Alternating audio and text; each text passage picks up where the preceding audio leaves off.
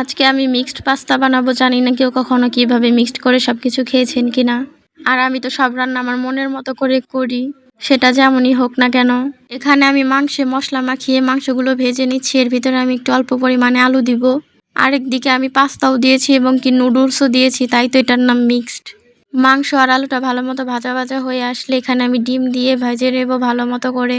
তারপর এখানে আমি পেঁয়াজ, কাঁচামরিচ, টমেটো সস, সয়া সস এগুলো দিয়ে ভালো মতো করে মিক্সড করে নিব। আর এখানে নুডলসের মশলাও দিয়ে দিছি। আর আমার কাছে ঝাল ঝাল না হলে ভালো লাগে না, তাই আমি এখানে অল্প পরিমাণ মরিচের গুঁড়াও দিছিলাম। আর শীতের দিনে এটা বেশি মজা লাগে, কারণ ফুলকপি, গাজর এগুলো সবকিছু অ্যাভেলেবেল থাকে, তো ওগুলো দিলে আরো বেশি মজা লাগে। তারপরে সেদ্ধ করা নুডলস আর পাস্তা দিয়ে দিলাম। এখন ভালো মতো করে নেড়েচেড়ে মিক্সড করার পালা।